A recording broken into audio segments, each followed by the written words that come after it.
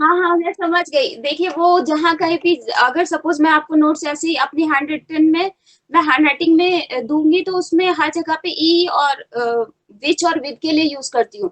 जब कभी अबव पे आपको बार मिले तो समझ जाइए कि वो विद के लिए है। अगर बिलो मिल रहा है दैट मीन्स कि वो विच लिखा हुआ है। ठीक है, वो शॉर्ट फॉर्म है, उसमें कोई इतना टेक्निकल वर्ड, टेक्निकल नहीं था, वो मेरा अपना शॉर्ट फॉर्म बनाया हुआ है। ठीक है, शुरुआत कर रहे हैं। फिर से बता रही हूँ कि सिम्टम्स को, जो वायरस वायरस के इन्फेक्टेड प्लांट्स होते हैं उनके सिम्टम्स को दो कैटेगरी में डिवाइड करते हैं। कुछ कहलाते हैं एक्सटर्नल सिम्टम्स, जो कि हमको नेकेड आई से बिल्कुल देखने पे पता चल रहे हैं, मॉर्फोलॉजी पर इफेक्ट डाल रहे हैं, वो कहलाते हैं एक्सटर्नल सिम्टम्स। दूसरी कैटेगरी इंटरनल सिम्टम्स की होती है, जब कभी हम एनाटॉमी वगैरह देखते हैं। ठीक है, प्लांट की एनाटॉमी हमने चेक करी तो उसमें हमें सेलुलर लेवल पे, हिस्टोलॉजिकल लेवल पे अगर कोई मॉडिफिकेशंस या कोई चेंजेस दिखते हैं तो वो कहलाते हैं इंटरनल सिम्टम्स। जिसमें हिस्टोलॉजिकल, हिस्टोलॉजी कहीं पे भी वर्ड आए, मतलब क्या है कि टिश्यू लेवल पर कुछ चेंजेस दिख रहे हैं या टिश्यू लेवल पर काम हो रहा है। ठीक है, तो वो कैटेगरी हो जाती है हिस्टोलॉजिकल की। पहले इसी की बात कर लेते हैं, छोटा ग्रुप है हिस्टोलॉजिकल में। हाइपोप्लेसिया ये इंडिकेट करता है जब कभी सेल की जो ग्रोथ है वो रिड्यूस हो जाती है, तो वो कैटेगरी कहलाती है हाइपोप्लेसिया। ठीक है, जबकि दूसरा केस है हाइपरप्लेसिया, जब ओवर ग्रोथ हो जाए, ओवर प्रोडक्शन, या कह सकते हैं कि कुछ ऐसे स्ट्रक्चर्स फॉर्म हो जाते हैं, इनसाइड स्ट्रक्चर फॉर्म हो जा रहे हैं, या वायरस का नंबर इतना ज्यादा बढ़ गया है कि साथ साथ में जिस होस्ट सेल पर वायरस सरवाइव कर रहा था, और होस्ट सेल वो क्या होगी, प्लांट सेल होगी, क्योंकि प्लांट प्लांट वायरसेस की हम बात कर रहे हैं। ठीक है, तो उसकी वजह से क्या होगा कि सेल के साइज में इंक्रीज, मतलब सेल का साइज इंक्रीज हो जाता है, या किसी तरह से सेल्स का नंबर बढ़ जाए, तो वो दोनों ही केस किसका आएगा, हाइपरप्लेसिया का। ठीक है, जबकि यहाँ पर क्या है, अंडर डेवलपमेंट, सेल का डेवलपमेंट पूरी तरह से नहीं हो पा रहा है, तो वो कहलाता है हाइपोप्लेसिया। ठीक है, हाइपरप्लेसिया, ओवर ग्रोथ। ठीक, नेक्स्ट वन है नेक्रोसिस। ये भी क्योंकि इंटरनली नेक्रोसिस को यहाँ पर भी पढ़ोगे और सिस्टमिक इन्फेक्शन में भी पढ़ते हो। ठीक है, तो यहाँ पे लेकिन एक्चुअल में नेक्रोसिस में होता क्या है कि जो सेलुलर या ये कहे कि लाइफ फॉर्म, हम कब कहते हैं कि कोई सेल लिविंग है। ठीक है, बेसिकली अगर जब हम इसकी बात करते हैं, प्लांट सेल्स की बात करते हैं, ठीक है, तो उसमें एक और वर्ड सुना होगा आपने, सेनेसेंस का। ठीक है, सेनेसेंस का मतलब होता है कि जब कभी क्लोरोप्लास्ट डेड हो जाता है। ठीक है, तो ये नेक्रोसिस है, दैट मीन्स कि उसके जो सेल ऑर्गेनील्स है वो प्रॉपरली फंक्शन नहीं कर रहे हैं।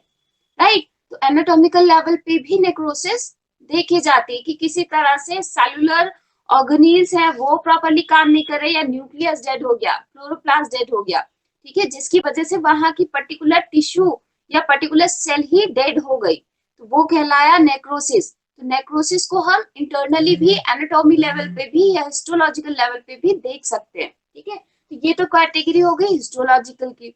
जब हम साइटोलॉजिकल की बात करते हैं कि इन्फेक्शन, वायरल इन्फेक्शन हुआ है प्लांट में, और कोई इस तरह की कि उसमें बजाय नॉर्मल सेल ऑर्गेनील्स के अलावा कोई इंक्लूजन्स बॉडी या एक्स बॉडीज, जिन्हें कुछ भी कह सकते हैं, उस तरह की डेवलप हो जाती है इनसाइड द सेल, जो कि नॉर्मल प्लांट सेल में नहीं पाई जाती, तो वो कहलाते हैं साइटोलॉजिकल सिम्टम्स। ठीक है, वो सारे सिम्टम्स कहलाते हैं साइटोलॉजिकल सिम्टम्स। ये बात समझ पाए इतना? इंटरनल इंटरनल समझ में आया, इंटरनल सिम्टम्स क्या क्या हो सकते हैं प्लांट में? आगे बढ़े। हाँ, आगे बढ़े। इसके अलावा जब एक्सटर्नल सिम्टम्स की बात करते हैं तो एक्सटर्नल में भी दो कैटेगरी होती है। क्या? पहली होती है प्राइमरी, प्राइमरी इन्फेक्शन या प्राइमरी सिम्टम्स की। दूसरी होती है सिस्टमिक। प्राइमरी सिम्टम्स की जब हम बात करते हैं तो ये इंडिकेट करता है कि इनिशियल लेवल पे अभी इन्फेक्शन बहुत ज्यादा प्लांट में नहीं फैला है, केवल इनिशियल लेवल पर है। दूसरी बात है, इसको पहचानेंगे कैसे कि ये केवल एंट्री पॉइंट, यानी कि जहां से, जिस पर्टिकुलर प्लांट सेल से वायरस ने एंटर किया है, उसी पोर्शन में, उसी पार्ट में आपको वो इन्फेक्शन का जो ये कह सकते हैं जो चेंजेस हैं वो आपको दिखाई पड़ते हैं। तब वो कैटेगरी कहलाती है प्राइमरी इन्फेक्शन की। जब कभी वो ही धीरे धीरे, अब वायरस काफी समय से रह रहा है पूरे ही प्लांट को, उसने पहले पत्ती में जरा सा इन्फेक्शन किया था एक एंट्री पॉइंट लेकर के, तो वो कहलाया प्राइमरी। अब धीरे धीरे मेजर लेवल पे हो गया, सीवियर इन्फेक्शन हो गया, होल प्लांट उससे अफेक्टेड हो गया, पत्ती भी हो गई, स्टेम भी हो गया, रूट भी हो गई, ठीक है, तो वो कहलाया सिस्टमिक इन्फेक्शन या सीवियर इन्फेक्शन, ठीक है, पूरी प्लांट बॉडी कवर हो गई। जब हम कभी प्राइमरी की बात करते हैं तो इसका अगर बेस्ट एग्जांपल ले तो एक वेन क्लीनिंग का हो सकता है। कभी कभी क्या होता है, वायरल इन्फेक्शन वेन से ही ज्यादातर में बल्कि यही केस होगा, ठीक है, कि वो जाइलम और फ्लोएम के थ्रू एंटर कर गए, ठीक है, और उसकी वजह से क्या वेस्कुलर सप्लाई को ही गड़बड़ कर दिया, तो ये वेन क्लियरिंग वाला जो है वो आ जाएगा प्राइमरी इन्फेक्शन में, ठीक है, एक वेन क्लियरिंग का हो सकता है। दूसरा लोकल लीजन, जहां से वायरस ने एंटर किया था, ठीक है, प्लांट में जहां से एंटर किया था वहीं पर डॉट्स बन गए, या ये क्या, लीजन का मतलब होता है धब्बा, ठीक है, लीफ पर जहां से एंटर किया था वहीं पर कुछ मार्क्स बन गए या डॉट्स बन गए या डेड रीजन्स बन गए, तो वो कहलाए लोकल लीजन, ठीक है। तो ये तो हो गए प्राइमरी पे। प्राइमरी की खासियत क्या है, देखिए यहाँ पे लिखा है एक्सप्रेस एट एंट्री पॉइंट, ठीक है, या पॉइंट ऑफ इनोकुलेशन। जब हम वायरल की बात करते हैं या माइक्रो ऑर्गेनिज्म की बात करते हैं तो उसमें इनोकुलेशन टर्म यूज करते हैं। वो इनोकुलेशन बेसिकली इसी को इंडिकेट करता है कि वायरस का इन्फेक्शन स्टार्ट हो चुका है, ठीक है, या मतलब इनिशियल लेवल पर है जहां से एंटर किया है सेल में, लाइफ फॉर्म सेल या लिविंग सेल में, ठीक है। जब हम सिस्टमिक की बात करते हैं तो इसमें आ जाएंगे कई सारे पैटर्न, या कह सकते हैं कि कई सारे सिम्टम्स आते हैं। एग्जाम्पल में सबसे पहले हम देखते हैं क्लोरोसिस, ठीक है। जब कभी क्लोरोसिस और येलोज एक ही बात की बात करते हैं, क्या कि क्लोरोफिल को इफेक्ट कर रहा है वायरस के इन्फेक्शन की वजह से। जब कभी प्लांट के क्लोरोप्लास्ट का या क्लोरोफिल हाँ क्लोरोप्लास्ट जो ऑर्गेनील होता है वो इफेक्टेड हो जाता है, उसकी वजह से जो लीफ है या इन्फेक्टेड पार्ट है वो येलो कलर का हो जाता है, ठीक है, तो वो कहलाता है क्लोरोसिस, या फिर उसी को कहते हैं येलोज। लेकिन दोनों में अंतर क्या है, लास्ट लेक्चर में भी मैंने बताया था कि क्लोरोसिस और क्लोरोसिस का एक एग्जांपल मैंने टीएमबी का बताया था कि जब कभी टीएमबी का इन्फेक्शन होता है टोबैको की लीफ पर, है ना, तो उसमें क्या होता है, मोजाइक पैटर्न बन जाता है, राइट। जबकि येलोज की हम बात करते हैं तो उसमें क्या होता है कि पूरा इन्फेक्शन लीफ पर इस तरह से, लीफ को इस तरह से इफेक्ट किया कि पूरी की पूरी ही लीफ इक्वली येलो कलर की हो गई, ठीक है। क्लोरोफिल का जो कह सकते डिस्ट्रॉय होने का तरीका है वो एक रेगुलर पैटर्न पे होता है, तो वो कहलाता है येलोज, पूरी की पूरी लीफ हो गई, ठीक है। और जब कभी डार्क या लाइट कलर के पैचेस बन जाए, लाइट ग्रीन कलर के, ठीक है, या फिर वहां के येलो कलर के पैचेस बन जाए लीफ पर, तो वो जब बहुत सीवियर इन्फेक्शन हो जाता है तो ये सिम्टम्स आपको देखने मिलता है।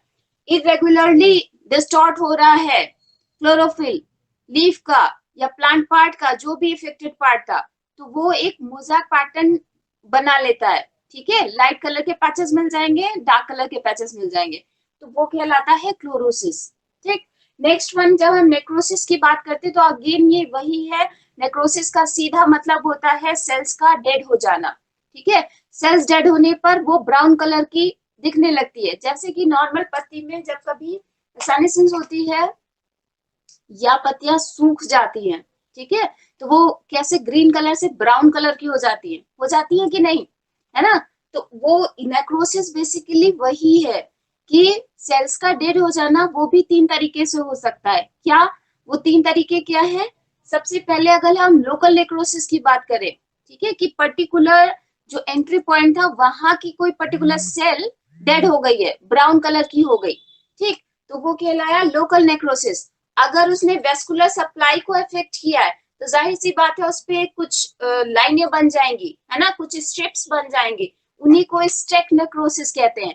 समटाइम्स क्या होता है, वायरस का इन्फेक्शन इस तरह से प्लांट को इफेक्ट करता है कि जो टॉप मोस्ट रीजन है, यानी कि जहां से प्लांट लेंथ में बढ़ रहा था उसी को इफेक्ट कर दिया, वो ही डेड रीजन हो गया, तो वो कहलाई टॉप नेक्रोसिस, ठीक है। इन सब के अलग अलग एग्जाम्पल है जो ऑलरेडी मैंने नोट्स में मेंशन कर रखे हैं। उन्हें जरूर जब कभी इस तरह से मान लीजिए लॉन्ग क्वेश्चन में अगर आप पूछा जाएगा तो या तो फिर शॉर्ट नोट में एक आध पूछ सकते हैं, ठीक है, जैसे नेक्रोसिस पे ही शॉर्ट नोट आ गया, ठीक, इस तरह से पूछा जा सकता है, या फिर लॉन्ग में आता है। अगर लॉन्ग में आता है तो आप एक्सप्लेन करने के साथ में एग्जाम्पल भी लिख दीजिएगा, ठीक है। वो मैंने शायद मेंशन किया, जैसे कि अभी क्लोरोसिस में टीएमवी बताया तो उसको जरूर मेंशन करना, ठीक है।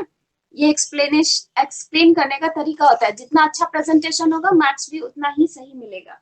नेक्स्ट वन रिंग स्पॉट की बात करते हैं, तो कभी कभी आपने टोमेटो पर देखा होगा कि रिंग, येलो कलर की रिंग अलग से नजर आती है, कि वो लगेगा कि सर्कल किसी ने क्या मार्क उस पे कुछ ऐसा मार्क बना दिया है ना, तो वो ही है ring spot, right.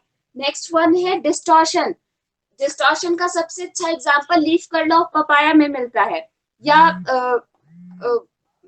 Little leaf of brinjal कह सकते हैं, लेकिन हालांकि वो वायरल इन्फेक्शन नहीं है, वो फाइटोप्लाज्मा डिजीज है, ठीक है, तो उसकी बात नहीं करते, हम लीफ कर्ल ऑफ पपाया की बात करते हैं।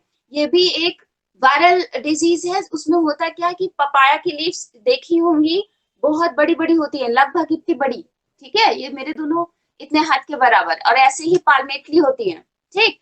लेकिन जब कभी वायरल का इन्फेक्शन होता है तो होता क्या है कि जितनी भी उसके लमाइना होता है वो सिकुड़ करके या तो कर्ल हो जाता है, तो छोटा सा हो गया, आपको पत्ती इतनी बड़ी होनी चाहिए थी और रह गई इतनी बड़ी, ठीक है। तो डिस्टॉर्शन का मतलब क्या है कि शेप का बिगड़ जाना, वो कहलाया डिस्टॉर्शन, ठीक है। और ये किस में मिलता है, लीफ कर्ल ऑफ पपाया इसका सबसे बेस्ट एग्जांपल है। लैब में भी जो रखा हुआ है उसको आप देखोगे तो वो एकदम, एक तो स्पेसिमेन इतना पुराना हो चुका है तो वो व्हाइट कलर का हो गया, ठीक है, लेकिन उसमें आपको समझ में आएगा कि ये पपाया की लीफ है, और वो भी उसका लीफ लमाइना हर तरफ से कर्ड हो, मतलब कि कर्ड होकर के झुक गया है, ठीक है, तो इतनी छोटी पत्ती रह गई है। तो जो इतने लीफ देखी है ना पपाया की, एक बार यस और नो करके कुछ बता दो। हाँ, तो उसमें कितना बड़ी पत्ती होती है ना, अच्छा खासे फैली रहती है, और जब लीफ कर्ल ऑफ पपाया तो इतनी छोटी सी रह जाती है और एकदम ऐसे झुक जाएगी, ठीक है, तो वो कहलाया डिस्टॉर्शन, ठीक है।